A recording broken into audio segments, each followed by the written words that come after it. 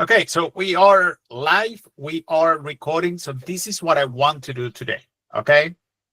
Uh, I have a bunch of documentation sitting on a folder. That's documentation that I write for one of my classes.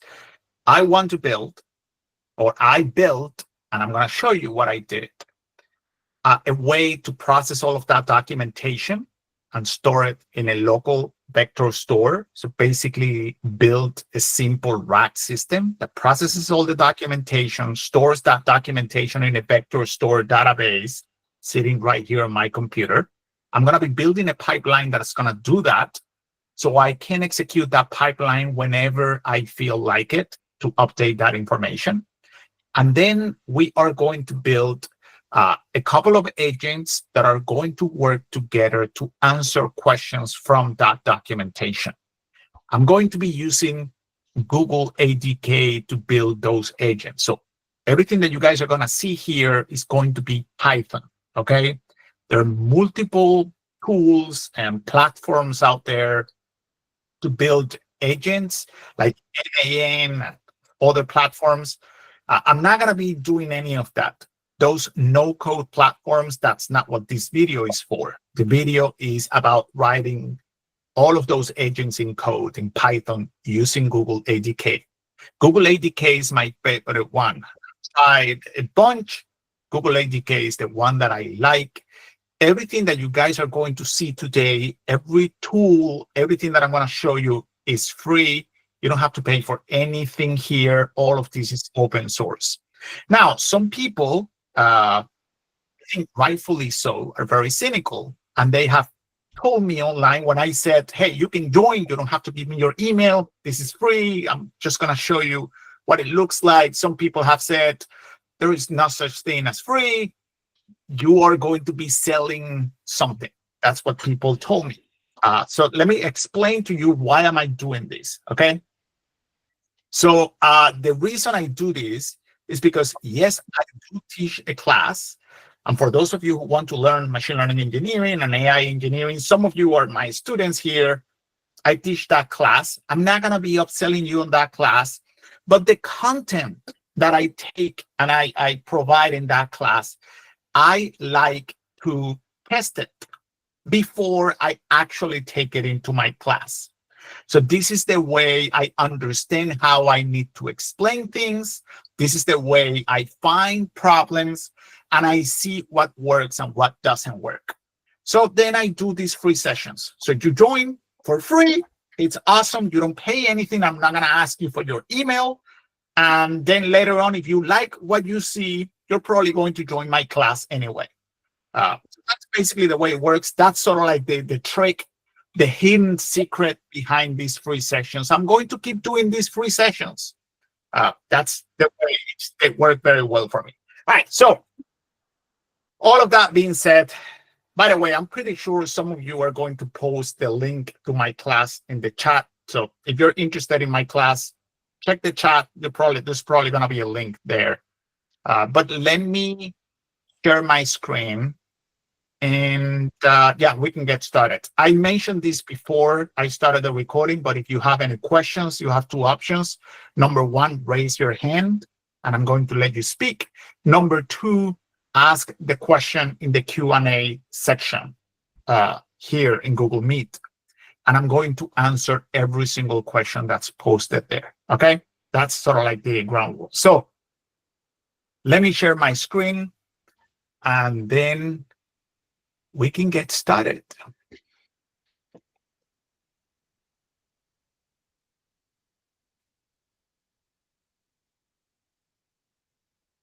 Okay, let me admit everyone trying to join. This is my live now. Clicking the admit button here, which is hateful, but I'm gonna have to doing that for the next 10 minutes or so. 214 people. Wow, that's apparently people like free stuff. Okay, so like I said, I have a bunch of documentation that I wrote. Okay, so this is the problem that I'm having right now.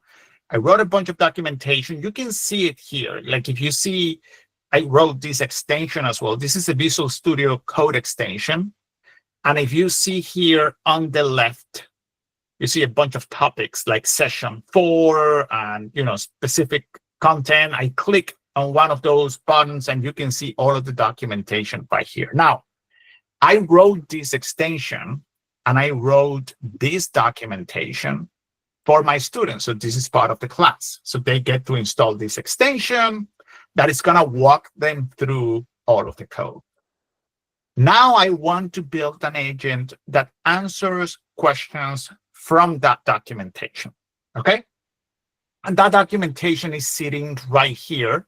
So this is my project. This is the project that my students get. And you can see this .guide folder. And inside this .guide folder, you get all of the documentation. See, this is just some of the assignments that I give them that they have to complete. This is just more information. It's just marked down content. So how do we write an application or an agent that answers questions? That's sort of like the problem that I'm trying to solve. And in order to solve this problem here, probably most of you have heard of RAG systems, retrieval augmented generation systems, okay? And the concept is kind of like, the name is kind of scary, but the concept is actually very, very simple. So a RAG system has a retrieval portion and a generation portion, or you can split it in two, right? The retrieval augmented generation is you retrieve data and you augment the generation of content using an LLM, using the data that you retrieved. It's a way to actually let me do this. I should have prepared this before, but I didn't. So I think we talk about this in session 6. So let me show you where is that? It will be actually session 4 or 5. I don't remember where we cover RAG systems. So I want to show you what RAG looks like. Let me see if I can find it. Maybe session 2. I don't know. These are my slides. Sorry, I should have looked like I don't remember what I cover session 2 right now. Actually, let's do this. Let's go down. What is RAG? There we go. It's session 2. Yes. Okay, so we're good. It's here somewhere. Vectorization. We don't care about that. Or for now, we will. Not about this. Oh, you know what? I think I know what happened. I'm opening I'm opening this one here, which is not the right one. Okay, there we go. Much better now. In context learning, there you go. Okay, so this is going to help you. This is going to be better, hopefully. So hopefully you guys are still looking at my screen here. And I want you guys to focus on this particular screen that I have here. Multiple people want to join this call. Let's go there. 1 second. And let's take care of that for a minute. And then let's go back to the thing. Okay, so imagine that you have an application, and that's the application that I need to build, where my students are going to be sending me a query. So these are my students right here, beautiful drawing. They're going to be sending me a query, basically a question about the content that I'm providing for them. They do not remember something. They want to check something specifically. I want an agent that they can type that question, send that question. And I'm going to be like this step right here. This is what I need to build for them. So I basically need to construct the context that I'm going to be giving a model so the model knows how to answer that question. Here is the thing.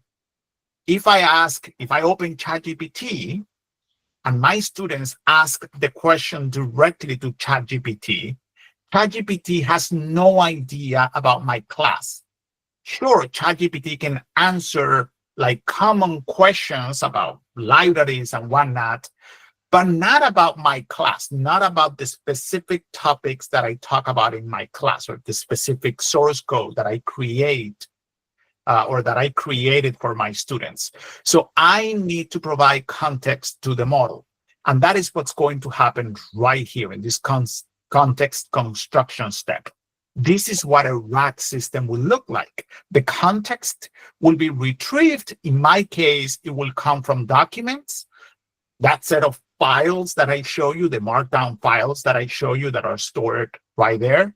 So I want to be able to grab information from those files, take that information, send it to the model, and ask the model, given this information that I'm telling you to process, answer the student's question here.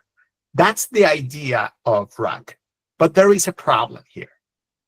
And the problem is that I have a lot of documentation. So I cannot just ask a model, read the whole folder, load all of that content and answer a question from there, because it's just too much content to process for the model. Let me tell you something before anybody asks. It is being widely circulated around that RAG systems are dead because modern models support a very large context. And when you hear a model has 1 million tokens, that's a lot of tokens, okay? So that's a lot of words that you can fit in the context. This is, part of my French, bullshit.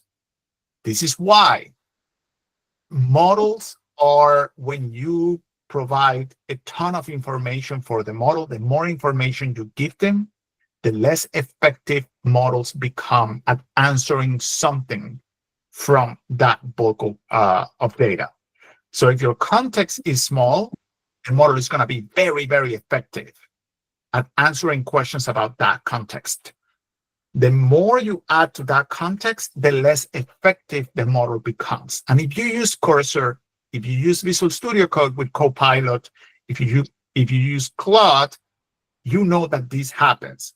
The longer you go on a session, the worst answers you're going to start getting from the model. So there is a point where you have to just reset the session, provide some initial information again, because the model gets really, really bad, really, really quick. And the problem is that 1 million token is not as effective as 100,000 tokens or as 50,000 tokens. So the context, the size matters. Yes, that is a very good play on words there. Size matters for context. And that's why RAG, or the core idea of RAG, is how can we provide the best context that we need in order to answer a question. So if a user is asking a question about Python, I don't want to give the model any JavaScript documentation. I want to just provide the model with Python documentation, so to limit that problem that the larger the context, the worse is going to be. Okay, so that is the sort of like the idea that we have to go through here when you're thinking about RAG. So how do I implement this? Okay, so first of all, sorry, I'm talking too much. I want to show you code. I really do. I think that was sort of like important to go through. So let me open here what I built, and I'm going to explain it step by step. Okay, so the first thing that when I'm thinking about solving this problem is I need a pipeline. A pipeline is nothing else like a workflow that I can easily execute and I can easily schedule. So it runs, let's say, every day or every 5 minutes, whatever frequency I want. I want a pipeline that goes through all of the documents that I have and store those documents in a place where it's easy for my system to retrieve information from that place, from that database. Okay? Now, when you think about searching within the set of documents, we all know how Google works. Like you maybe if you built the search system before, if you think about this, you will know that a very common way of searching for information is based on terms. We call that term-based search, where if you type something like, I want eggs and, I don't know, pancakes. I like eggs and pancakes. You type something like that. Well, you can search for the words eggs and you can search for the word pancakes in your set of documents and retrieve any documents that speak about eggs and pancakes. And that's cool. That's awesome. But that, unfortunately, is not going to be enough. And here is why. Imagine that I have documents speaking about eggs and pancakes, but the user asks about breakfast. Now, the word breakfast might not appear in the documents, but I want to retrieve the documents about eggs and pancakes. So how do I solve this? Well, term-based search is not enough to get good context from my documents. So I need to move from term-based into the idea of similarity. So I want to find terms that are similar, that are related to eggs and pancakes, and breakfast is one of those terms. That's where embeddings come in. That's what we do when we generate embeddings and we search using embeddings. That's what we are going to be able to do. So I want then my pipeline, which is this one here. This pipeline, remember, a pipeline is nothing else than a workflow with a bunch of steps. I want my pipeline to go through all of the documents and generate embeddings for those documents. The thing that does is basically takes all of the text, the whole markdown. Let's say this is the document. I want to take the entire markdown document and convert it to an embedding which is nothing else than coordinates in a world of, let's say, imagine that you have a multi-dimensional space where you can position objects based on their meaning. So if I embed a document that talks about eggs and pancakes, that document should be close to a document speaking about breakfast and food and maybe a pan and cooking, and all of those concepts will be related and therefore will exist in a very, very close proximity in this multi-dimensional space. However, if I talk about cars and driving and horses and moving, and all of those concepts will be far apart. So when you're building a RAG system, before you even get to retrieve information, you have to index that information. You have to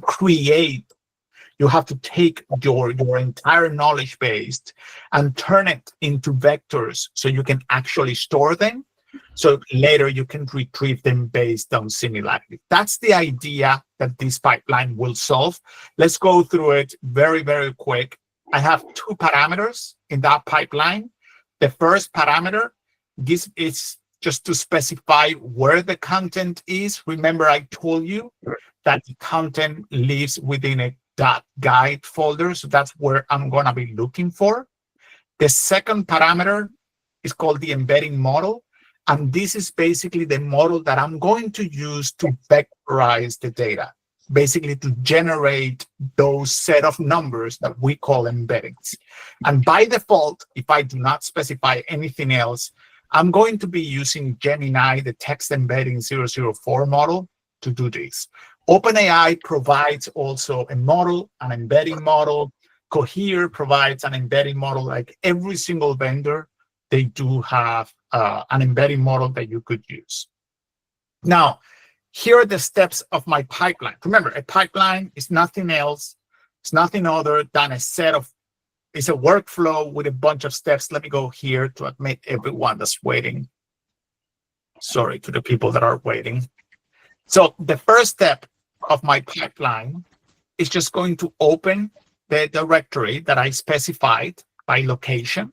okay? And it's going to just go through that directory and retrieve every single file within that directory.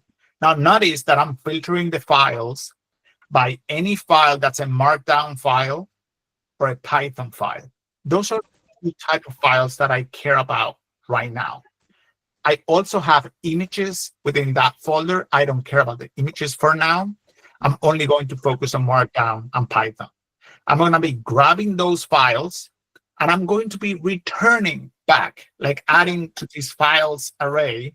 I'm going to be adding the sort of like the path of the file, the content. Notice that here I'm adding the text because I'm reading the text of the file, the section that belongs to. If I open this, you're going to notice that every single one of these files belongs to a session, and the type of file, whether it's Markdown or Python. So there is nothing AI specific about this code here. This is only about opening the files, reading the content, adding all of that content to this files array, and that's pretty much it. The rest of this start step, it's basically turning the entire array into a data frame, just pandas data frame. Think of it, if you're not used to pandas or you haven't seen pandas before, think of it like a structure that stores data in tables. So there are going to be columns and they're going to be rows. Every row is going to be one file. With this structure, there's going to be a column for the file, a column for the content, a column for the section, and a column for the type. This step is going to print how many files I opened, and then it's going to move to the next step, which is going to prepare the documents. I don't think there are going to be many questions about this step. Very, very simple. Why am I doing this in steps? Well, think this pipeline I can deploy anywhere in the world, and it's going to run. I can deploy it to AWS. I can deploy it to Azure. I can deploy it. I can run it locally. I can put it on a Kubernetes pod. I can put it anywhere in the world, and it's going to run. And what's even better, I can even have different steps running on different computers. So there are infinite ways to deploy this. If you're curious, what I'm using, or this sort of like idea of pipelines and flows and steps, this is using a library that's called Metaflow. Let me open it here. And Metaflow, this is what Netflix uses internally. So Metaflow was created by Netflix. This is what they do internally, how they manage all of their engineering pipelines. They use this library. It's open source, it's free, it's amazing, it's my favorite one. So you can take a look at it if you care about. Their documentation is also awesome, by the way. Okay, so going back, that's the start. Let's go to prepare documents, okay? So let's see what I'm doing here. So within prepare documents, my goal is to prepare everything that I need before generating the embeddings. Remember, I have a bunch of files now in a data frame. I'm going to prepare them to vectorize them and later on to store them in a database. I'm using LangChain to do this. Why am I using LangChain to do this? If you're not, I'm pretty sure you guys are going to be familiar with LangChain. It's also one of my favorite libraries to do this type of stuff. It's very, very easy to put together complex workflows using a bunch of different components. LangChain is awesome for that. In this particular case, I'm using LangChain primarily to store the data, prepare and store the data in a vector store. You guys are going to see that in the next step. So that's what I'm using it here.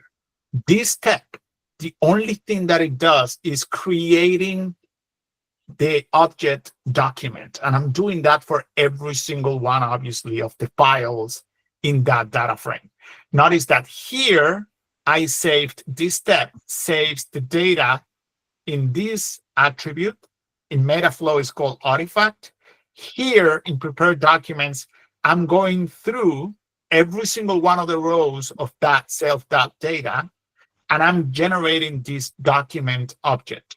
The document object contains the content that I'm going to embed, and contains metadata, okay?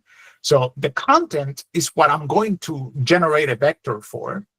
The metadata is the file, the section, and the type of object. The reason the metadata is important is so later on I can filter and say, give me all of the documents that are only Python files or only Markdown files, or give me all of the documents from a specific section. And it's going to be very easy to filter that information later on. So I generate this list of documents, and I generate a list of IDs because I'm going to need that in order to save that information in the vector store database. The IDs here, I'm just generating unique IDs based on the file, which is one of the properties of the document. This is not that interesting. This is more like an implementation detail that I'm going to need to do here. But that's basically what happens at this step. Remember, we're still walking towards embedding and saving to a vector store. And then we get into this function here, which is setting up the embedding model. I have a class that I created, and I'm going to show you why I created this class. But basically, I just create an object from that class, and I pass to that class the actual embedding model that I want to use. I want the ability to run this pipeline using Gemini or OpenAI or whatever embedding model I care about. Some of you have an account on Gemini. Some of you have an account on OpenAI.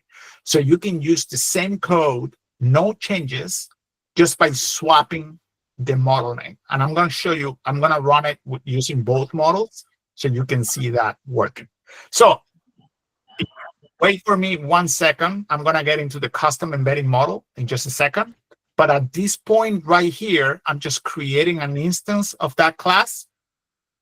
And I'm computing the dimensions of those embeddings. I'm going to explain what that is in just a second, because it really depends on the model that you're using. And then I'm going directly to the vector store step. So let's first go into this one here. It's very simple. This class, it just has two functions. One is should return, this function returns the embeddings for a list of documents, and this function returns the embedding for a text object. That's it. And this is a class. I'm implementing the embedding class. I'm basically subclassing the embedding class, which is coming from LangChain. If I were using directly the OpenAI embeddings or the Gemini embeddings, I wouldn't need to use this class or do this subclassing. But I don't want to fix my code with Gemini or OpenAI, so I'm using Light LLM. So if you're not familiar with Light LLM, this is another open source thingy. Is this one here? Yes, this, yeah. So this is another open source library. What's really, really good about this library is that you don't need to worry about the specificities of one specific SDK or model or whatever. OpenAI can create an endpoint that does something. Gemini can create another endpoint that does something else. And you can access them both through Light LLM, with just same code, but internally Light LLM will take care of converting your code to what OpenAI expects or Gemini expects or Llama 3 or whatever. They support a bunch of different models through the same interface. I know, before I get a question, I know that most people have been sort of like converging in the OpenAI specification, the API format. Most people are trying to follow the same format, but there are still differences. There are still many, many things that are not the same. Light LLM will solve that. Okay, so going back here, this is the implementation with Light LLM. I'm just using the embedding function from Light LLM. I passed the model that I want to use, and I passed the list of documents that I want to embed. And this is going to return a list of embeddings. So basically the content, but vectorized set of numbers. I pass text, this returns numbers. And this embed query, I'm just using the same embed document, but now just with one element, because I did not get a list. I just got one single text. But that's it. It's very simple. So after I prepare this, one thing that I forgot is this. Why do I need the embeddings dimensions? Well, every single model internally, they work with, remember, this is the idea of an embedding is a coordinates in multi-dimensional space. The next question is, how big is this? How many dimensions are in that space? So think about like a 2-dimension. You get the y-axis and the x-axis. Now 3 dimensions, you get a z-dimension. Now think about like 1,000 dimensions, right? So that's the idea. Every single vendor has a different number of dimensions. That's how they created their models and how they trained their models. In the case of OpenAI, I think, and this is gonna tell me if I'm right or wrong later, but I think they support 1,500 dimensions. I think it's 1,536. But if you go to a different model, it's going to have a different number of dimensions. I need to know that. I need to specify when I create a vector store database, I need to tell the vector store how many dimensions I'm using. So I'm basically computing here how many dimensions this model supports. How do I compute that? Very simple. I just basically I embed hello world here. Just a sentence. I create an embedding and I use the length to just determine how many numbers came back. And we're going to use that later on. So this is almost the final step of the pipeline. This is the one that's going to create my database. So far, I've been preparing the list of documents. I have an embedding model that I'm going to use. This is what's going to create the vector store database. So this is what that looks like. It's just one call. That's LangChain is making this very, very simple. I'm using the FIS algorithm. This will use that algorithm to save the vectors locally here. You can see that I'm passing the model. This is very unfortunate from their SDK. It's still called embedding function, but you pass a model. You can also pass a function, but that is deprecated. So basically, how is this vector store database going to generate embeddings? Well, that's my model there, the model that I created before.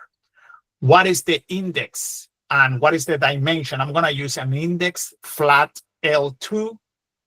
There is a lot of information online, different indices and whatnot. We're not going to get into that, but this is basically how it's going to, the index, how it's going to get organized, how it's going to be stored. And I pass the number of dimensions. The doc store, don't worry about it. Again, all of this is going to happen in memory, and that's it.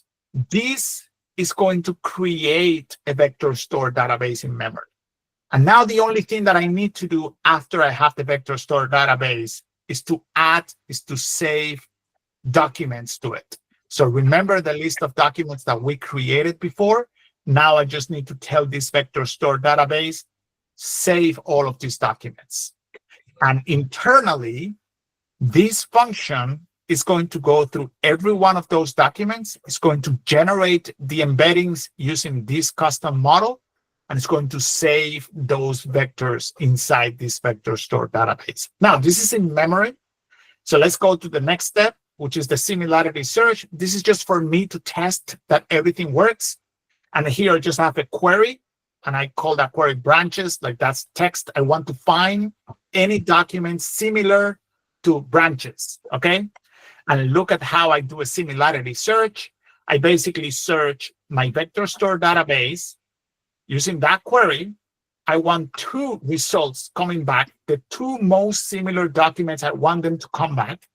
And I want to filter this by only markdown files. This is just for me to test this. And here I'm going to print out the results. And finally, and now we're going to get to run this, I'm going to save this vector store database locally. I'm going to save it in this folder here. This has been a mouthful. So I'm going to stop for a sec. I'm going to run it first. Let me just show you how I'm going to run this. I'm using UV. If you guys are not using UV, you guys are missing out. I'm going to go to this beautiful indexing pipeline, and I'm going to run it. Remember, by default, we are going to be using the Gemini text embedding 004 model. So I'm going to run this pipeline. This should go now and take all of the documents that I have and basically generate embeddings for all of those documents and save them in a folder. Here is the folder where this is going to be saved. There's probably already data there, obviously. You can see it here, index, and inside Gemini text embedding 004. That's sort of like the vector store living here on my computer. If I were to use MongoDB or Pinecone or MySQL, all of those databases right now, well, Pinecone is a vector store database, but Mongo and MySQL, all of them support vectors. The code will not change a lot. It's just pointing towards that vector store database, but the same ideas apply. So here are the results.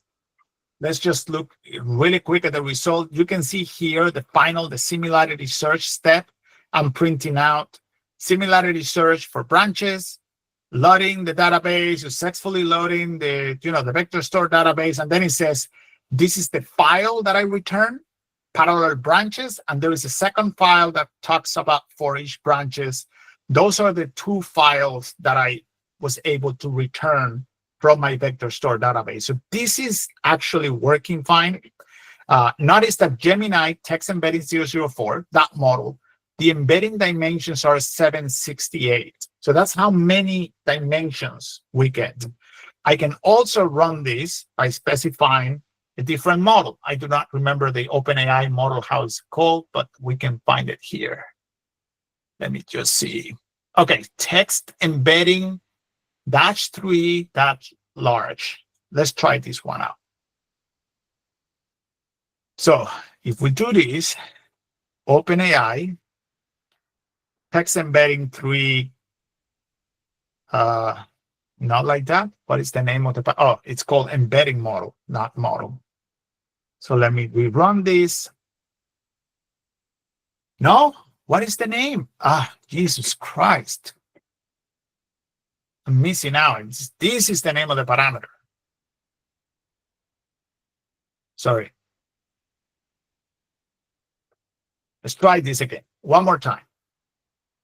Okay, so now this should be using now the OpenAI embedding model. Obviously, you guys, I'm not going to show you the file, but in order for me to use Gemini or OpenAI, I need a key. So I need a key to exist here in my environment. I store my keys in a file that's called .env. I'm not going to open it so you don't see the key, but it's right there. I have both OpenAI API key and Gemini API key living there. That's why I can switch from one embedding model to another embedding model. Now, notice that this embedding model now is 3,000 dimensions. I can also use the small one, which is not large. It's called small one. And this is the one that should be 1536. Let's see if that is true. And the beauty of Light LLM and this design is that I don't need to change anything to use a different model. By the way, this will also work if I were using an open source embedding model. It doesn't matter. You can use whatever embedding model you want. Everything will work exactly the same. Yes, so the OpenAI embedding model is 1536. That's what it is. Okay, so let me check here if there are any questions specifically about this, and then we get into the agents. Let me come here, admit everyone that was waiting. Let me see the QA session. Who raised their hands? Somebody raised their hand. Okay, so the vector database is stored in a single file. Alternatively, some DBs support vector databases. So the answer to that is the vector database here, when I'm using FIS, there are multiple ways that you can do that locally, but FIS locally stores the vector database in a folder. There is an index.files and there is an index.pkl, which is pickle file, just the compacted version of that. So that's the format that I store that. Alternatively, yes, you can use any vector store database that exists out there, and there are many, many of them. Pinecone is one that comes to mind. It's very famous. You can use that. It's cloud-based. You can also use MySQL that now supports embeddings. Postgres now supports embeddings. Mongo supports embeddings, etc. So yeah, you can use anything like that. What is the link to that? I'll share it later in the class. How do you go about converting our .env secrets to a cloud key store like Azure Key Vault? So that really depends on your specific implementation. If you want to be like, let's say you're going to be using AWS. On AWS, what you can do is during runtime, you can grab secrets from the AWS secret and generate environment variables that are going to be set during runtime. So your pipeline will use the data from the environment just like it is right now, and you don't have to change anything. Same thing will work for Azure or any other platform. You do not have to change your code to accommodate for those secrets. You can just take your secrets and just inject them in the environment as environment variables. That's the way I would do it. What are the main differences between using PI's vector database and any other database? So there are many differences, but all of them are behind the scenes. Like, what is the implementation of the index? How fast the index might be? What is the algorithm that's being used by the index? PI's is actually a paper. Like, if you look at this paper is not hard to parse. I would recommend for people to read it. It's very interesting because it explains how PI's works. So this is the library that I'm using right now through LangChain. This explains how vector stores work. This is sort of like the original paper. Again, not hard to read. I know there's a lot of numbers and stuff. Don't be scared, not hard to read. But if you go to Pinecone or if you go to MySQL, their implementation is very similar to PI's. Now, PI's specifically here with LangChain, it's just a local Python implementation, so you can store all of your data locally. I don't need to send that data to the cloud because I don't need that to be in the cloud. Hopefully that answers the question. Suppose you have a big chat, not with AI, database, relational databases with metadata from who to who, when, etc. It's best to vectorize memories from messages with metadata to the original messages, like your example, or to generate vectors from the messages themselves, duplicating. What I would do is I would do both. So here's the thing. The trick part of RAG is how can you provide the best context possible to your model? The best the context is, if we go back to this screen, the best the context here is, the better answers you're going to get from your model. So in a real application, if you're working for a company, what you're going to quickly realize is that embeddings are great, are awesome. What I'm doing here is that's awesome, but it's not enough. So now you need to start combining different solutions in order to generate good context. What would I do? Well, I would implement two different ways of constructing the context. One way using embeddings, like the one that I just created. Another way using BM25 or term-based search. So, and I will combine both of them. So now at the time of retrieving what I need, I'm going to go, give me 3 results from embeddings, give me 3 results from term-based, give me 3 results from this other set of embeddings that is created in a different way. And that goes to what you're saying. Which one is better? You do not know unless you try. My recommendation is start simple, start with the most common, simplest way of generating those embeddings, and start experimenting with different ways of generating those embeddings to see what provides the best results. Because it really depends on the type of content, the type of questions that you want to answer, and the structure of that content. So start simple, add complexity, measure, so you can actually land in a good solution. Okay, question. When do you recommend using vector files versus knowledge graphs? Okay, so great point. So knowledge graphs are an amazing way to structure information. Not every use case is like knowledge graphs are very good, but they're not gonna bring their power. They're not gonna be as successful for certain use cases as for other use cases, because knowledge graphs are based on the assumption that there are relationships between the entities, like the entities themselves, the use case that you're trying to store. It can be represented as a knowledge graph. Okay, so if that's not the case, knowledge graphs are not going to give you a lot of value. They may still work, but they're not going to give you a lot of value. What would be my recommendation? If you have a simple way of trying to generate a knowledge graph out of your documentation, start there and compare that to just a regular, what I'm doing right now, which is getting every single document and embedding every single document. The knowledge graph path is going to be more complex, but it will potentially pay off. The other path, it will be simpler, but it might be less effective than the knowledge graph. Again, you really don't know unless you know exactly the type of information that it can be represented as a knowledge graph. If not, you're just wasting energy for no reason. Okay, let me keep going down. Could this also be accomplished with MCP? So we're going to talk about MCP in a second. The agents that I'm going to create are going to be using tools. I'm not going to be using those tools through MCP. I'm going to explain what the difference with MCP will be. So yes, there is a reason I did not use MCP. So far, by the way, what I've shown you so far has nothing to do with MCP. It's just a workflow that generates all of the data. That's it. Now imagine that I want to run this workflow every single day. So any documentation changes that I create are going to be updated in my vector store. That's it. That's what this RAG application is doing, or this indexing pipeline is doing.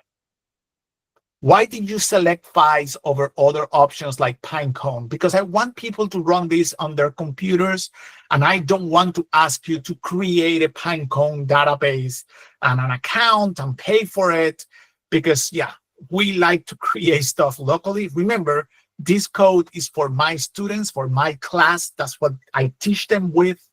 I don't want them to be creating accounts and paying for those accounts. That's why. An embeddable chat pop-up to insert in a website would be perfect to connect to this RAG database. Any suggestions?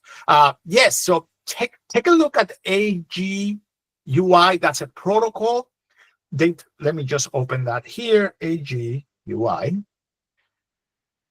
So this is the agent user interaction protocol. The reason I'm pointing you to this is, number one, because you're going to learn about a protocol to build in UI applications that use large language models and agents in the back end. But number two, you're going to find here a bunch of examples. It should be somewhere at a link where you get examples on how to build React applications that have a RAG system or an agent in the back end. So check that out.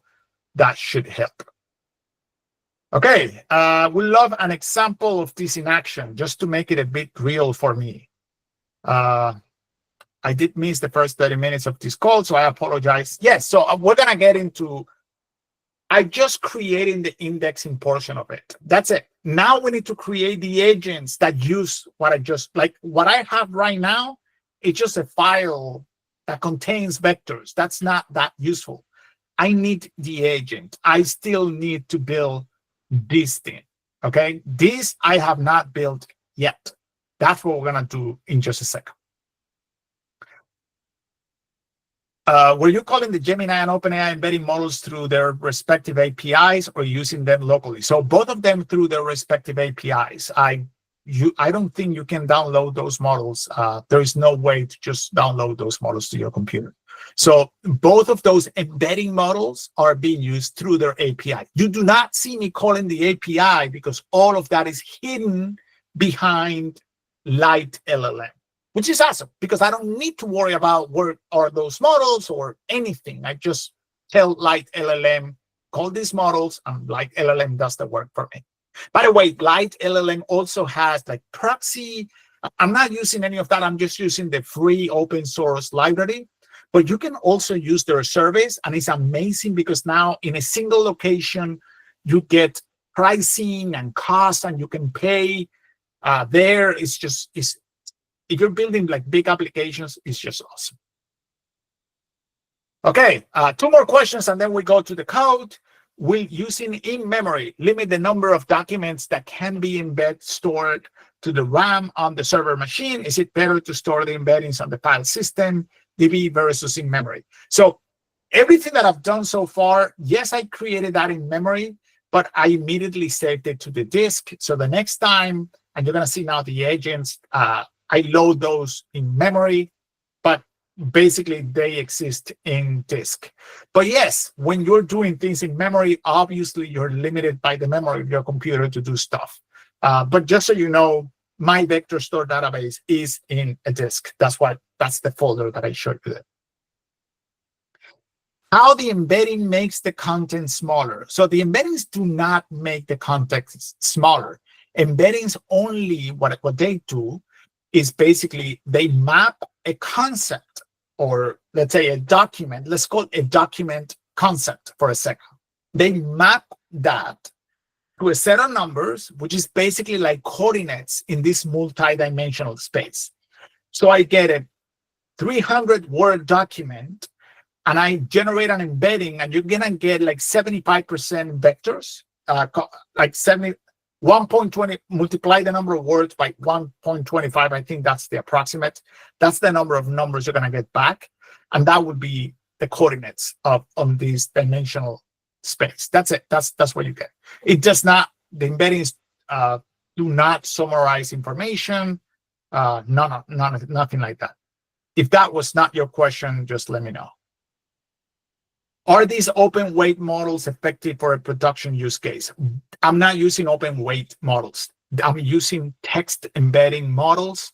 These embeddings are proprietary from OpenAI and Gemini. Again, you could use an open weight embedding model to do anything, but the ones that I'm using here are not open weight. Nobody has access to those models other than through an API. Do we need to normalize embeddings after they were generated? When should you or when should you not? I do not know, Anonymous, I cannot call your name, obviously, but I do not know what you mean by normalizing embeddings. So if you don't mind following up, because I do not, the answer is, as far as I know, no, I haven't heard of that. But yeah, let me know what you mean by that.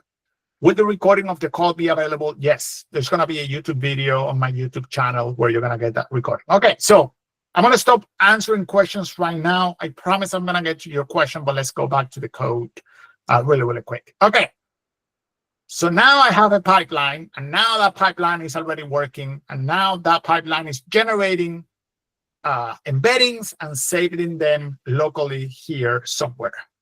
So now it's time to build an agent, okay? And this agent that I'm going to build here is using Google ADK. Google ADK is open for everyone to use. You don't have to pay. You don't have to, it's just free. Just build code, okay? It's just beautiful. I think the ADK comes for Python and Java, not JavaScript. Not sure what's that about, but don't quote me on it. I'm a Python developer. I don't look elsewhere. Don't quote me on it, but I think that's what it is. Now, creating agents using the ADK is very, very simple. I like it a lot. So here is what I want to accomplish, okay? I want an agent that, given a question, imagine that I'm going to let my students ask that question. That agent first is going to retrieve relevant information from the vector store database. It's going to get that information. And then it's going to pass that information to a model, to a large language model, and it's going to answer that question. Now, that question is going to come back in Markdown format because that's what the documents are. I hate that. I want to display that information in HTML. So I'm going to need another step that converts Markdown into HTML. So I'm probably going to need a second agent and have them both work together. The first agent is going to generate an answer. The second agent is going to get that answer and convert it into Markdown. That's basically what I want to build, okay? So let me show you the agents, how easy this thing is, because it's just ridiculous, okay? So first, I'm going to have my first agent, and this is my first agent. That's it, okay? Let me show you. The first agent is an LLM agent. So basically, in ADK, an LLM agent is an agent that's going to follow a set of instructions. I'm going to show you the instructions in just a second.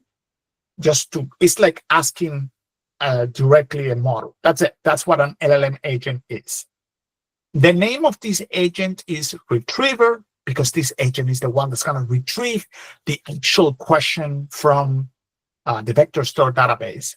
The description of the agent is this agent answers user questions about the program. That's it. Very simple. Here are the instructions. We're going to talk about that in just a second. There is a tool for this agent to use. We're going to talk about that in 2 seconds. And then there is an output key that I'm also going to explain. Let's go to the instructions first. I have a file. And within this file, I have the prompt for the first agent. Now, it looks like a lot. This is like treating the model like a 5 years old. It's just me repeating the same, please do this, please do not make mistakes or you're going to die, that type of prompt. In short, this prompt asks the model your role is to provide accurate and concise answers to questions based on documents that are retrievable using the retrieve tool. I'm telling the model there is a tool. It's called retrieve. You can use it. I'm giving it a hint. If you believe the user is having casual conversation, just don't use the tool. That's it. It's just. Then I'm telling this model to provide citations. So basically I'm saying, hey, when you provide an answer, you must also add one or more citations at the end of your answer. If your answer is derived from blah, blah, blah, blah, blah. And this is the format for citations. Format the citations at the end of your answer under references heading. For example, I give it example of what I want. Simply provide concise and blah, blah, blah. Nothing special about this. It's just me asking the model, please use the tool. Please be concise. Please provide citations. Okay, that's it. That's the only thing that I'm asking this model to do. Now let's go back to the model. Let's see what else. So now we have the instructions. I need to provide tools. This is where MCP will come in. Okay, I'm not using MCP here, but I'm going to explain what that will look like. In this particular case, I'm just using a direct tool implementation. In ADK, when I define my agent, I can provide that list of tools. Any tools that I want, I would just add them here. Some numbers, I don't know if I had this, or get the weather. I can provide as many tools as I want here. Let's take a look at this retrieve tool for just a second, okay? Look what I'm doing here. I'm creating the custom embedding model. We did this already in the indexing pipeline, remember? I'm just creating an instance right here. I'm loading the path where the database exists. The vector store database is stored somewhere. This is that path. This is the index path that I'm getting. I'm loading that database. Vector store is load local. And this is the path. This is the embedding model. And allow dangerous deserialization true. You can set this to false if you do not trust, etc. And things will happen. Not interesting for this. Now that I have that vector store database here loaded, now I can do a similarity search. Notice how this retrieve function, I'm passing 2 arguments. The first argument will be automatically injected by Google ADK. This is the tool context. I don't need to worry about this right now, but just notice that there's going to be a tool context that will give you access to what's in memory for this agent, et cetera, the state of the agent. You have access to that. I don't need to worry about that right now, but it also gives me a question. This question will be provided to this function. So I can just do a similarity search using that question. And in this particular case, I'm asking the database to return the top 4 most similar documents. So anytime I ask a question, I want 4 results back. Okay, the 4 most similar results back. What are the documents that are the most relevant for this question? That's what I'm doing here. Now I'm returning this back to the model. I'm giving the model basically an array of answers.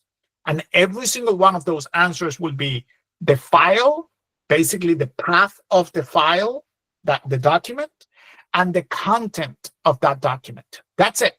I'm giving, that is the context that I'm going to be passing to the model.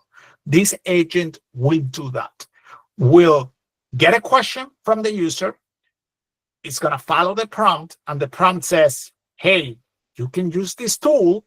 So the model will go to this tool. By the way, I don't have to specify the tool as part of the prompt. The model will be smart enough to just know that there is a tool here. But if I specify it as part of the prompt, it's even better. It's going to use the tool. It's going to get those documents back. It's going to send that to the API, OpenAI, or whatever model I'm using, and it's going to answer the question using those documents. And because I'm asking nicely, it's also going to provide citations. That's why I give the document the file and the content. So the document knows how to provide citations. I'm asking as part of the prompt to use the file, list the file path of the document in the citation format so that the model knows how to get the citation and send it back. That's what I'm doing here. Very, very simple. Now, just a second. In this particular case, I'm using a tool that I implemented right here. But imagine for a second that what I'm actually using here is there is, I don't know, a company that provides that documentation. I want to connect to their documentation, not to my file here, but to their documentation. And they created an MCP server, okay, to sort of like an interface with an LLM. So I could here, as part of this agent, provide an MCP connection to that documentation, to that server. I could pass it here, and it will work exactly the same. The difference is that this agent will call a remote tool using MCP instead of just a local implementation, which is a function that's running here. Hopefully that makes sense. Let's take a look. Something else. This output key here is something very nice from Google. So basically what Google said is, hey, any agent that returns an answer, you can store it in memory using a key that's called output key. Just specify the key name there, and we're going to store in memory, we're going to store that answer. So what that means is that after this agent runs, and we're going to see that in a second, the answer of the question will be stored in a key called answer markdown, which is pretty convenient because now I'm going to implement my second agent, which is even simpler, I think, than the first one. The second agent is the one that's going to take that answer in markdown and convert it into HTML. Okay, so now I have 2 agents. This second agent, same structure, is an LLM agent. It's going to use as well light LLM. Remember, I don't want to use a model directly. I want to use everything through light LLM. So it's going to use that whatever model I specify here. The name of this agent is formatter. The description of this agent is formats answers from the retriever. Here are the instructions. This is the tool that this agent is going to use, and it's going to output the answer in answer underscore HTML. Let's take a look at the instructions. Very simple instructions. You are an AI assistant that knows how to format text into HTML. You will be provided with a corpus of text in Markdown, and your task is to convert it into HTML. Yada yada. Here is the important part. Notice this. These curly braces tell ADK, please replace whatever is inside the curly braces with that value coming from the state, the memory of the agent. So I don't need to make that connection. ADK will do it for me. And because I define my agent, I told that my first agent, I created it, outputting the answer here in this key. Now that key is available for me to use right here. Very simple. Okay, to finalize this, I have one agent and I have two agents. I want those two agents to work in sequence. I always want the first agent to work, then the second agent. So I'm going to create a workflow agent that's called sequential agents. The ADK supports many different workflow agents. If you go to ADK right here, you go to agents. This is their documentation. You go to workflow agents. They support sequential agents, loop agents, and parallel agents. They also have custom agents if you want to create something completely different. The one that I'm using is a sequential agent. A sequential agent, is just going to run all of the sub-agents one after the other. That's it, which is what we need. So I have a sequential agent that's called workflow, and the sub-agents are the retriever agent, then the formatter agent. That's it, retriever, formatter. And notice that this sequential agent does not require instructions. Why? Because it's not using an LLM. It's basically calling these two agents in sequence. That's it. There is no prompt for this third agent. Now, this base agent function that I have here, notice how that's what I'm returning here. So in ADK, in this file, which define my agents, I have one tool. Oh, I forgot this tool here. Not interesting. This tool is the one that I'm going to use to convert Markdown to HTML. Notice that here is just, I'm calling that function, and that's pretty much it. I take the text that I pass to that function, turn it from Markdown into HTML, and return it. That's it. That's what the tool does. And then at the end of the file, I'm creating something that's called root agent. Whenever you look at ADK and you start going through their examples, you're going to notice that this is the way you have to structure your file so you can actually run a web application that they have, which is what I'm going to run right now, because I want you to see those agents in action.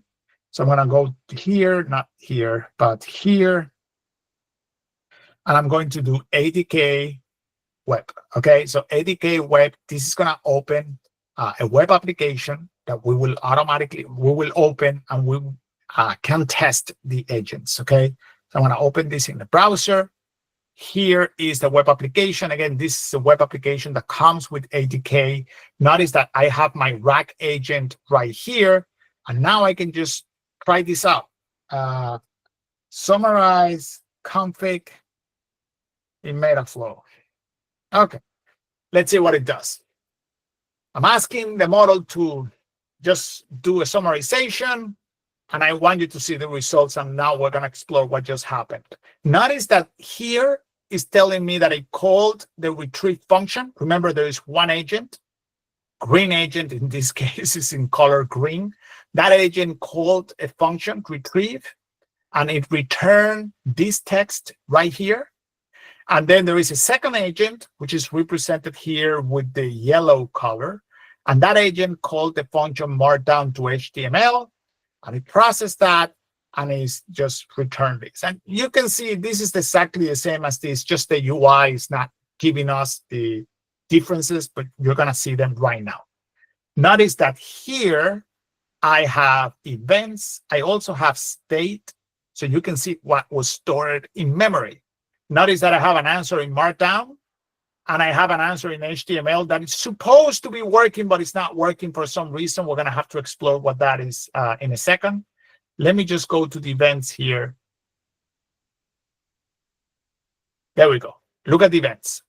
So the first event is the retriever, which is one of the agents, called the retrieve function, okay?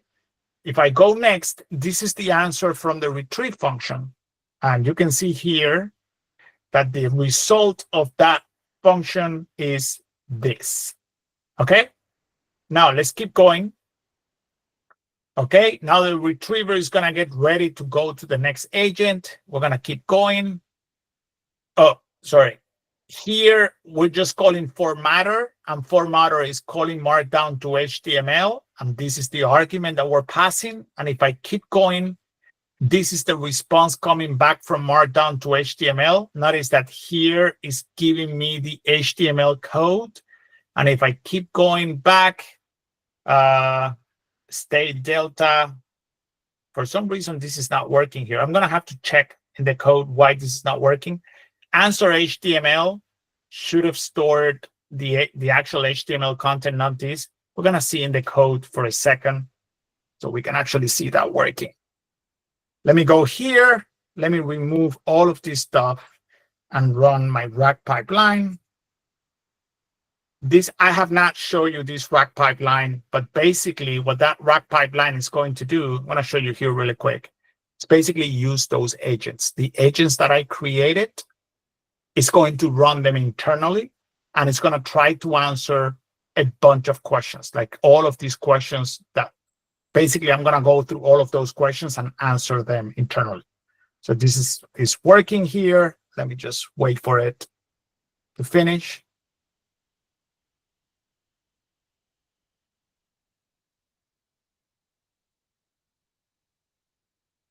Notice that here you see these numbers: answer question 3, answer question 4. This pipeline has multiple parallel steps that are running at the same time, answering all of the questions that I set out here. So this is just for testing purposes. I have 1, 2, and 3 questions. So this pipeline, which I'm going to show you a diagram right now, is running 3 steps in parallel, answering all of those questions. So let me go here so you can actually see that in action. Okay, so here is the pipeline. Notice what's happening here. The start of the pipeline, then I go to see how there are multiple answer questions. And then if the question is answered successfully, I go here. If the question fails, it goes here to the fail portion. And at the end, I join the pipeline and I finish. Now here, I can actually explore, as you can see here, I can explore the result of every one of those steps. So this was the question. This is the answer from that question. This is fine. This is all good. This is awesome. Let's go back here. Answer, join. This at the end is going to give me the final answer of everything. So again, huge mouthful. Let me get back to the questions. Let me get back to you guys so you guys can actually ask questions, and we can talk about that. Sandeep, go ahead.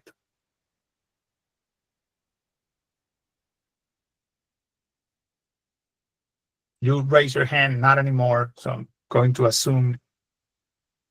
Let me see this. I'm going to go to the Q&A. If anybody wants to talk, remember, raise your hand. Okay.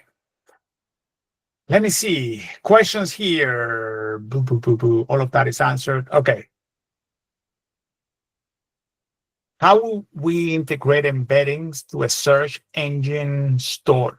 For example, Open Search that is available to our agent. Demetrius, I don't know how to answer that question. How, like, why do you want to insert embeddings to OpenSearch? I have not used OpenSearch. I'm not sure what exactly you want to do. So if you tell me the problem, I might be able to answer the question.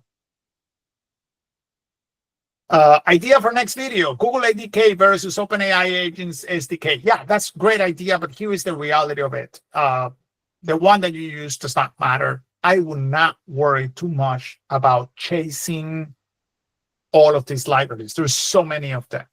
Like, which one is better? I can tell you right now. Google ADK has many things that are better.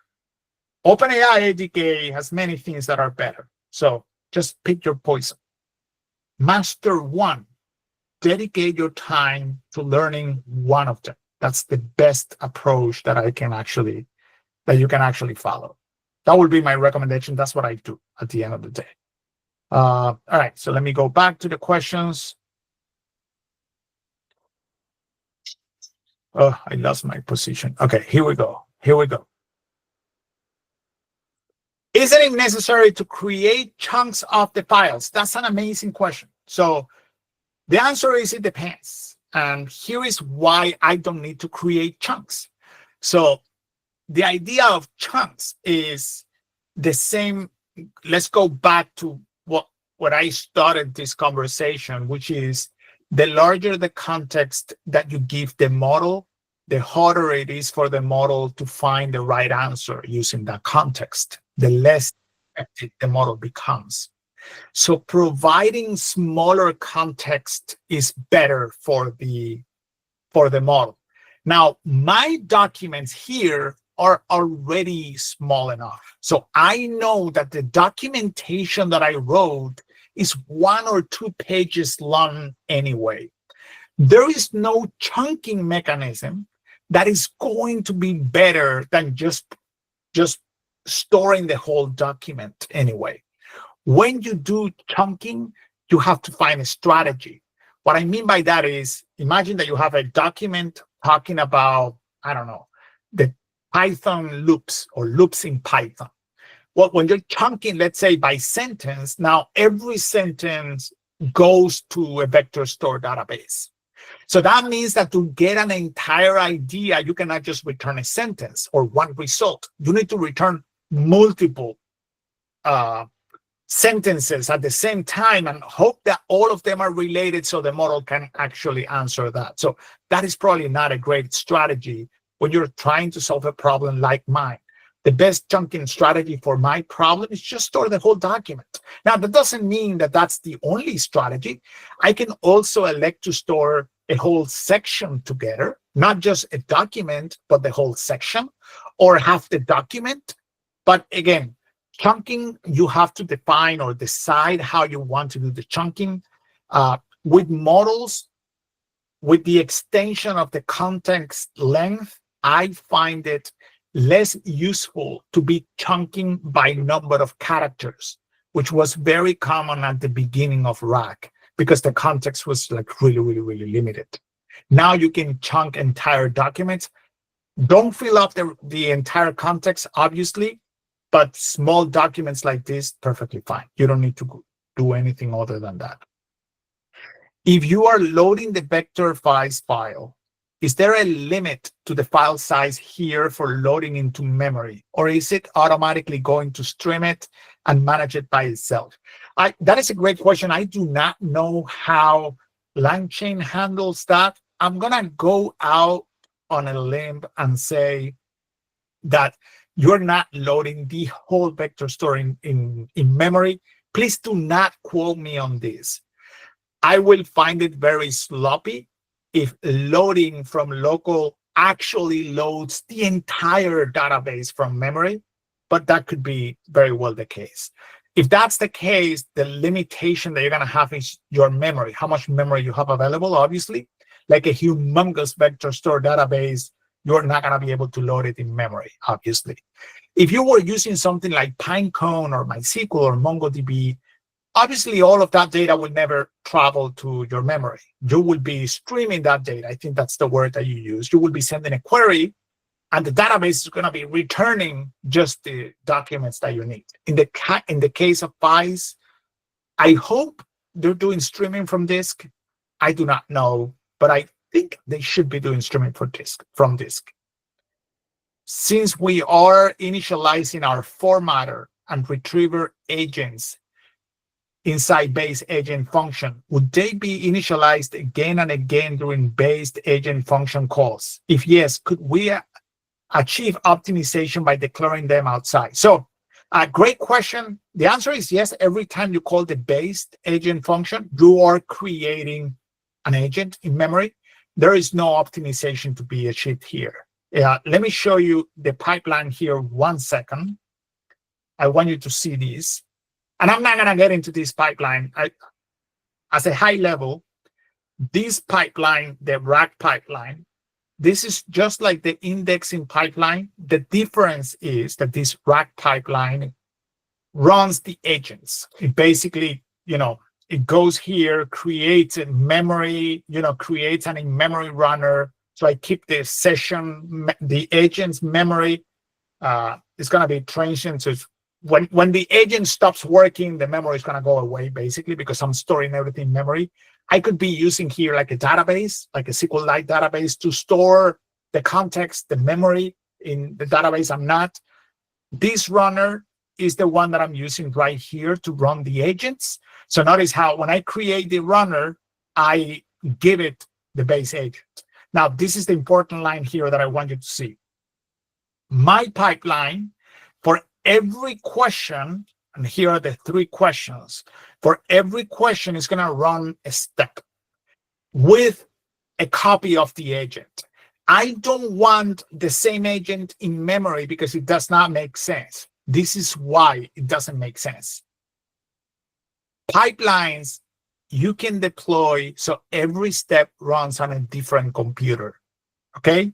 So imagine that you have a workflow with 5 steps, and step number 3 requires a GPU, but step number 1 and number 2 and number 4 do not require a GPU. If you were running everything in the same computer, the requirements for 1 step will force you to pay for a lot of hardware that you do not need for most of the time, okay? So only 1 step requires a GPU, but you will be forced to have a GPU and run the whole pipeline in a GPU.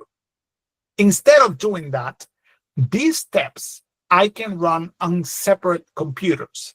So I can run a pipeline in the cloud, and the step number 1 will use a CPU. Step number 2 is CPU, and then step number 3 will use a GPU. So I'm only spending the minimum amount of time on expensive hardware. Because of that, there is no sharing memory here. Every step will have separate memory, and you want it to be like that. You don't want to be sharing objects across different steps. Now, anything that you want to share across steps, you will have to save to the hard drive, and then or to permanent storage, and then load it. So that's the only way to share, because those are different computers. So every time I'm going to answer a question, this line right here will call base agent, which will create a separate agent. Now, that being said, those are separate instances. There is no optimization to be had. Creating the agent does not run the agent. There's nothing here. This is just initialization that I'm doing here. There is really nothing that you're going to save by just, using a singleton here or something weird like that. No need to do that. Okay. Going down the list of questions. If the markdown to HTML function converts the retrieved markdown content to HTML, I'm curious why you decided to use Light LLM and Flash 2.5 to invoke the markdown to HTML as a tool instead of directly calling it in a Pythonic fashion. That is an amazing question. It's because ADK sequential agent requires everything to be an LLM-based agent. No, the answer is no. It's not because of that. It's because I could, not because I should have. So here's the thing. I could have done, actually, one of the earliest version of this, what I had was this. This agent was the only agent that I had. So forget about this and forget about this. I did not need any of these two. So I could have this agent. And as part of the pipeline, at the time of displaying the format in HTML, I could get the answer and convert it to HTML, and that's it. I do not need an LLM for that. Now, why did I decide to do this here? Well, this formatter agent will do, it doesn't do it right now, will do more than just doing the conversion. So this formatter agent will do the linking for the references. So it will allow, when you click on a citation, it will take you to the location where that citation is, will format the content into multiple formats, not only HTML, but also the format that I need to display it here within Visual Studio Code. So it's going to be a more complex separate agent. I did not want to add that specifically, that implementation to my pipeline. So right now is done, and you should not do what I did. If that's the only responsibility for this agent, you shouldn't do it like this, okay? You should have done it like with this agent. That's it, like you proposed. Here is a second solution that you could also do. If you know your agent is always going to return HTML, I could have just, using this agent, I could have just passed this tool right here and changed the instructions so the answer is always HTML. You can also do that and now have a single agent. Instead of having 3 agents, you will have a single agent that retrieves and converts. But the problem is that I do not want this. I want the markdown content and the HTML content because it depends on where I'm going to be displaying that information. So that's why I couldn't do this. But you could have done that if that's the only thing that you do. What would be my recommendation? Simpler always wins. Non-AI always wins over AI. If you can build something without AI, do it. By the way, you could also completely forget this function and ask the LLM to do the conversion. Just output in HTML and let the LLM figure out how to do the conversion. You could do it like that. But now you are relying on the LLM to properly generate HTML content. And in my opinion, that violates the rule that I just gave you.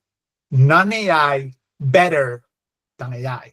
Therefore, I would rather have the conversion done in Python than done by the LLM. Hopefully that makes sense. Okay, let me see where I am right here. Have you tried this agent? How is it different from ADK? I have not. So I have not even, I don't even know what stand for. So I don't know what that is. Would you recommend Mastra? I haven't seen Mastra at all. I do not know them. No, sorry. I'm a Python guy. So can we create a third agent that summarizes the content when too long or nonsensical? Yeah, you could do that. If you're asking me to do that right now, we could easily do it. It's going to be as simple as just creating another agent here. We're going to call it summarize agent. And let me just call it the summarizer. And the instructions, I'm going to type them right here. Summarize the following content into a single sentence. That's it. And now, how do I pass that? Well, I can use this and take the answer markdown, and that's what I'm going to pass right here. I'm going to say remove everything else. Only return the summary. Something like this. And this is going to be answer summary. Do I need a tool? I don't need a tool to do this.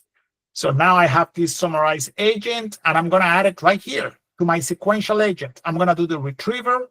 I'm going to do the summarize, and then I'm going to do the formatter.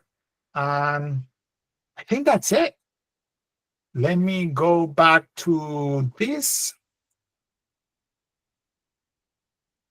I'm going to go here, refresh the page. Okay, and say something like summarize config metaflow. Okay, let's see what happens. We got the retrieve. That's awesome. Good luck summarizing that in a sentence. Oh, there we go. Yeah, here is the one sentence. You see it here? Here is the one sentence. Let's go to the state, and now we should get the answer summary, and this is the answer summary. Just one sentence with the whole thing here. Obviously, the other one just worked the way it was before. You see it here, the answer HTML. This is the HTML for the answer. So all of that worked exactly like it was before, but now we have the answer of our white agent. So very simple. You can keep adding here things. By the way, this is a sequential agent, the one that calls all of this. That's why it always calls the retriever, then the summarizer, then the formatter. But again, you can build way more complex agents. Imagine that you want an agent that writes and another agent that checks the grammar or the style, and another agent that refactors the writing to fix it. So you could have a loop and say, I want to run through the loop like 5 times.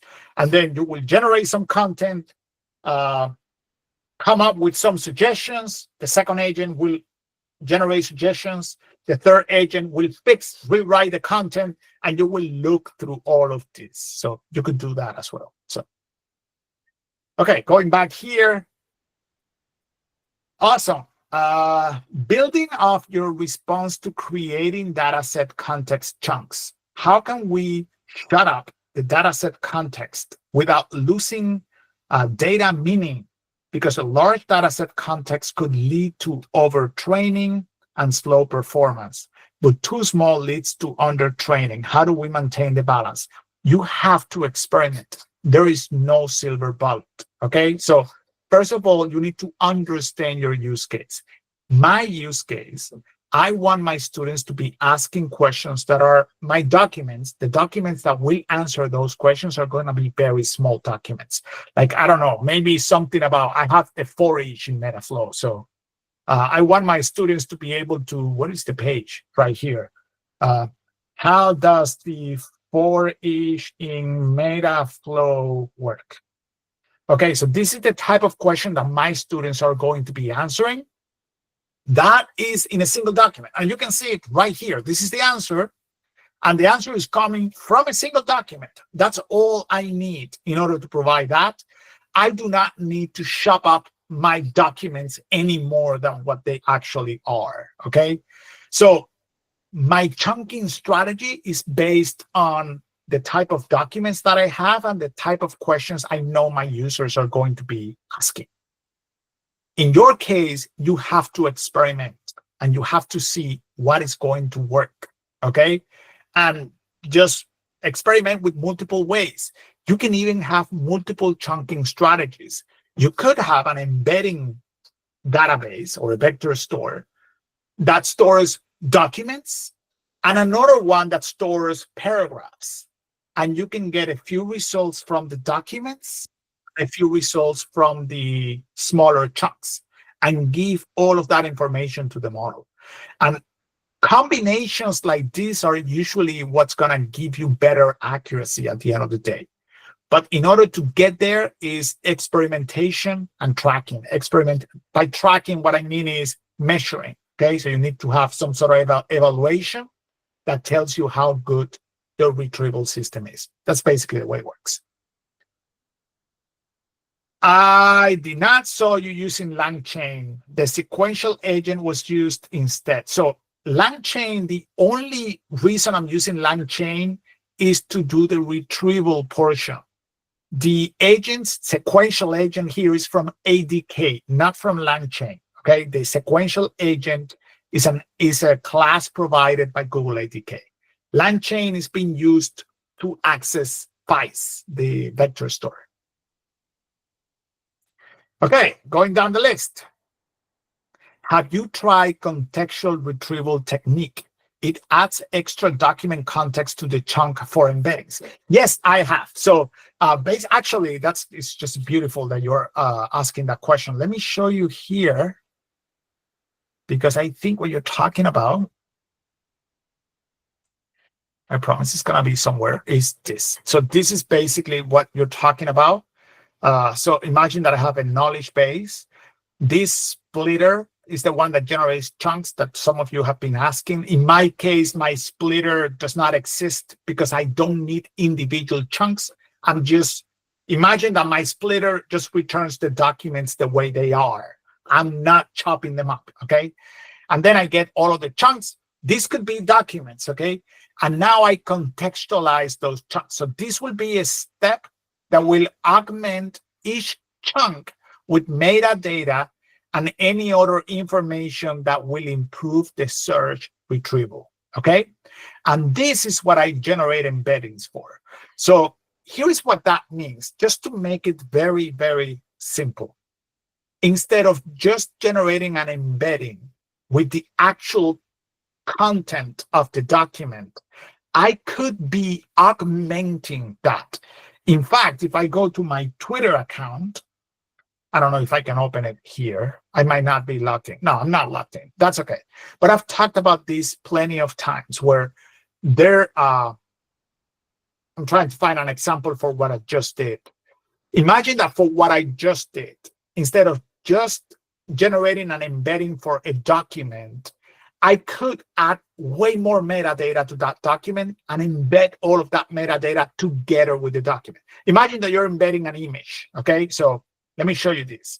So I'm going to go here, and I'm going to open, not this one, the training pipeline. One of the sessions that I teach is how to build the training pipeline in my class, and I have this image right here, okay? So one thing that I could do at the time of me generating an embedding for this document, I could, for example, open up all of the images, generate a description using an LLM. I will generate a description for the image, and I will take that description and embed it together with this document. That will better place this embedding in the multi-dimensional system to improve retrieval. That's usually what happens. That's just one example. That is what this image is telling you to do. Take every chunk, in my case, documents, and add context to those chunks. And you can use an LLM to do this. What is this, how is this part of the program?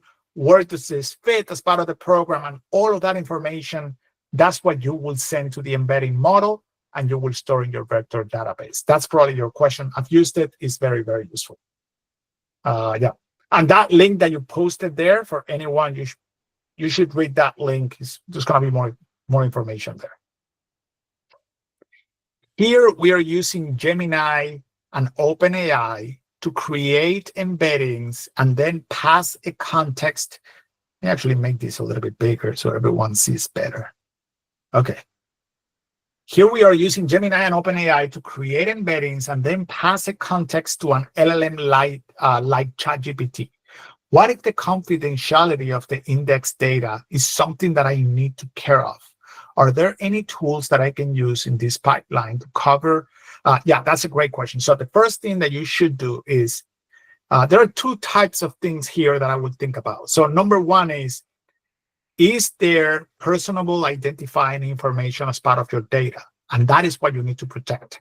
So imagine that as part of my documents, or you're embedding a database, and you don't want to pass the social security number of people or the name of people. You don't want to pass that to the model.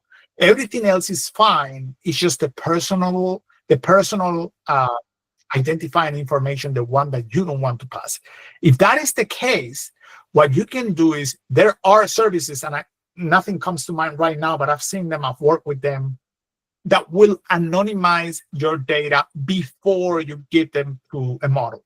So it will identify any names, any IDs, numbers, whatever, and it will replace them by John Doe, by whatever, number 1, 2, 3, 4, 5, 6, 7, 8. So it will do the translation and back translation. So you will send that to this library. The library will send to the model the obscured data. Everything else will stay the same. Identifiable information is going to be gone. It's going to get back the answer from the model, and it's going to replace the placeholders with the actual data. So to your code is all transparent. Like you're sending data and you're getting back an answer, but there is this extra step here that's replacing the data in the middle. So that's one way of doing it. The second way of doing it is, okay, all of the information is actually private. I don't want my model to see any of that information. In those cases, you have two options. Option number one is you have to pay for an enterprise account. Most of these services offer privacy, meaning they're not going to train with your data, et cetera, et cetera. Do you trust OpenAI with your data? That's a question that you have to answer. I don't, but that's a question that the company will have to answer if they trust OpenAI or Gemini with their data. You know, there's always a rogue employee that does stuff. The second option is you don't use these models and you use open source models that you host. And that's it. That's the solution for it. Okay, so that's pretty much what you have to do. I'm building a vector store for a legal application. So naturally, I'm going with a graph rack design due to the many entity relationships. Any advice on building a performant knowledge graph to support this Q&A application? I don't have specific advice. I don't know which tools you're using. I'm trying to remember. What is the name of the tool? Jesus Christ. Well, the one that I've used is amazing. Again, I apologize. I'm forgetting the name of the tool. It's open source.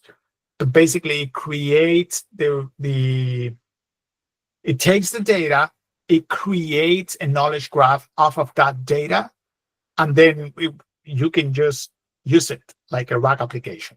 There are two other tools that I would also recommend people to use. One of them is PromQL. If you have not tried PromQL, this is, by the way, PromQL is paid service, and I collaborate with them. So just take this. This is just my opinion, but just know there is a material relationship between PromQL and me. Anyway, PromQL, the platform is really, really good. Let me tell you what they do in just a second, because it's amazing for companies. So basically what they do is internally, they have some sort of like knowledge graph database. They get all of your data. Let's say you have data coming from SQL Server, MySQL, spreadsheets, files, all of that data you can connect to their database. They will ingest all of that data. They will generate this knowledge graph. And I'm doing quote unquote, because it's not like your regular knowledge graph, obviously, but it's like a knowledge graph. So they will they will create this knowledge base now.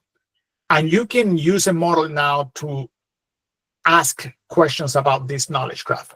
What's beautiful about this is that it learns over time. So whenever you ask a question, an employee asks a question, and the system provides the wrong answer, the employee can correct the system, can say, no, you used the wrong name. And the system will learn that. So the next time somebody asks a question like that, the system will know how to use the entities properly to return the proper answer. So check them out if you want to. There is another tool, which is, I'm forgetting right now the name, which is just the library for the knowledge graph, which is also really, really cool for this. So Yeah. Okay. Of course, there is positive effect of adding context to increase data quality. However, it would affect our memory usage for storing the extra bits of context in the long run. Is it a good trade-off for LLMs at production? So yes, I would say hard drive is very, very cheap. I have not found an application right now, any company where hard drive is the problem, where they cannot add context to a vector store because they are concerned with space. That has not been my experience. So usually space is very cheap. What you want are good results. So it's usually a good trade-offs, a good trade-off. I'm saying usually because you never know, but most of the time that would not be a concern for a real application. There are no more questions here. What else? What else can I say? I mean, this is a ton of code here. I apologize. This is supposed to be, I don't know if you noticed here, but this documentation, what this documentation does for my students is precisely walk them through the code step by step and slowly. I don't have that yet for this code. That's why I'm doing this. So I can actually break it down into concepts that are logically organized and easy to follow.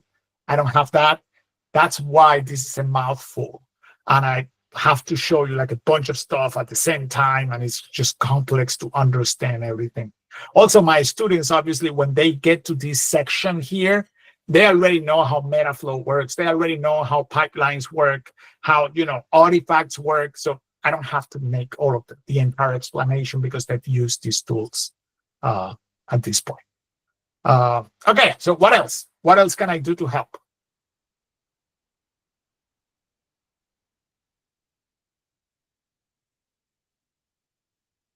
What is the name of this VS extension? So the VS extension, the Visual Studio extension, is just for my students in my class. So it's, I mean, you're not gonna do anything by downloading it. It's just for my students.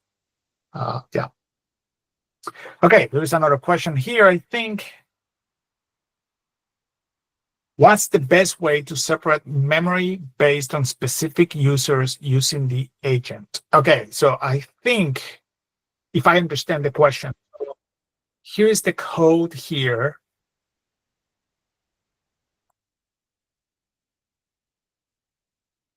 So when I create my agent and I'm running my agent, you're going to notice that when you run the agent, I create this session. And this session, you need to specify the application and the name of the user that's going to be using this session. And a session is like a conversation, like a phone call. Okay, you're calling someone, you're changing information, and when you are done, you hang up and that conversation goes away. So this is what a session is. So if I were using persistent sessions, there will be a database where that session is stored in the database, and that session is with the specific user ID.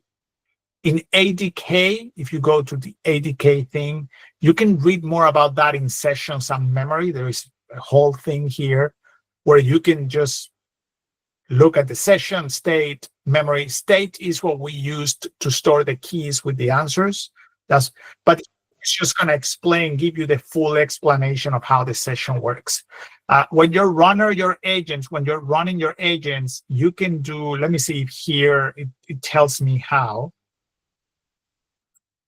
They're not creating a runner here. I'm looking for an example here where they create a runner with a database. Here you can see the whole cycle. Well, anyway, I don't see an example here. But anyway, here in the code, you see how I'm using an in-memory runner. There are obviously more runners. So if we go here, let's see if they have any here that is obvious. They have the runner. Let me open the outline. They only have the in-memory runner here. It's in a different package. I thought it was right here, but there's going to be a different module that's going to have a database runner. If we do ADK database runner, please.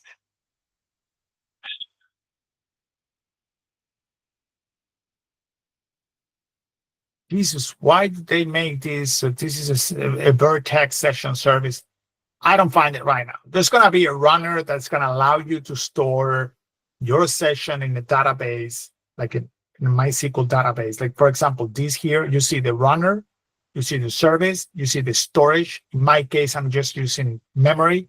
You could store these in MySQL or SQLite or any database that you want. And yeah, that session will be permanent there. And you can load it up by just using the session ID or using the user ID and see all of the conversations from a user. If you have multiple users, you just need to load all of the sessions created by one specific user. That's it. Very simple. Does Google ADK session handle the chat history as a context for following questions? The answer is yes. Like, does it keep in memory the previous messages in the same chat session? The answer is yes. Let me see if I can find this really, really simple. There is one parameter, and that parameter is going to do most of the beauty. I'm not going to find it here, obviously. Why would I find it that simple?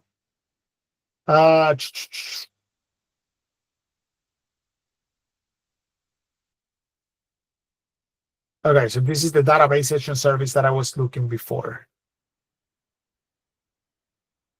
So somewhere, I'm sorry, I'm not going to find it here. I don't know exactly where it's going to be right now. But there is one parameter that by default, let me see if it's here. Not here. Okay. Managing context. This is how simple it is. Control whether the agent receives the prior conversation history. It's either default or not. By default is default, which it's the content history is going to be passed here. So that's just a simple thing that you can do. And yeah, it will tell you if you have context history or not. Okay. Maybe out of scope, but if you are attempting to process image-heavy content, can an additional agent, a vision-enabled agent, generate extra embeddings that describe the image? Or is this a case that you need a specialized model like Copilot? So no, you can just use an LLM to just generate, like it. The question of whether you want an LLM to do that or a specialized model comes down to exactly what you want to extract from the image. Obviously, an LLM is going to be very good at extracting general information about an image. Specialized model will be good at extracting specialized information from an image. Like if I have a general LLM and you take a picture of me like this, I'm looking at my screen, you take a picture of this, that LLM is going to all of those books and shelves, and there are cameras on those shelves. So it's going to be very good at extracting that information. There are going to be specialized models that maybe will be able to count the number of books here. That's an LLM is not going to be great for that. You're going to need like specialized model for that. Other than that, yes, you can have an additional step that just using an LLM with vision enabled to process images. Is the technique to handle user-specific memory, same in case of vector database and graph database? Oh, is there a technique to handle user-specific memory? I'm pretty sure there is. Remember, all of these classes, if you're using ADK, this is probably going to be true for any development kit that you use. You can always subclass the base class and create a custom implementation for it. For example, in my code, remember that one of the things that I did, if I go to the indexing part here, and I go to the custom, LangChain provides embeddings for OpenAI, for Gemini, I think even for not Llama, but the other one that's Jesus. There is a name of an app where you can connect to local models, Open Llama. Okay. So you can have embeddings for all of those three, and the implementation is provided as part of LangChain. You can also just subclass the base class, like I did here, and create a specific implementation for me. Okay. So you can also do that in ADK for the memory service. You can be using the database or the vector store or whatever they provide, but you can also subclass a class and create your custom implementation that, obviously extracts the data from, I don't know, the file system, TXT files, whatever. And you can always do that when you're using these libraries. All of these libraries are open source, which is even great, even better, because you can go and check their code, see how they are implemented, and do things very easily. So, yeah. Okay. Wanted to tell big thanks for the session. Lot of useful information. Yeah, I apologize. Obviously, this is not prepared because this session is for me to prepare things. So not prepare, it's a lot of information, a lot of content. This gives me a lot of feedback here, like how I felt about telling the session. So I can actually work on that and modify the code and make sure that code is good for my class. Yeah, always happy to help. If you guys like this type of content, just let me know somehow online on Twitter, so I know that these are useful and I'm gonna keep doing them from time to time. If you have any other question, again, please just tag me on Twitter, ask the question, and I cannot promise I'm gonna answer it, but I'm gonna do my best to answer those questions for sure. Cool. Awesome. Thanks for joining, everyone. I'm going to put this on YouTube if you want to check it out later. That's beautiful confetti right there. And yeah, I'll see you in the next section. All right. Bye-bye, everyone. Thanks for joining.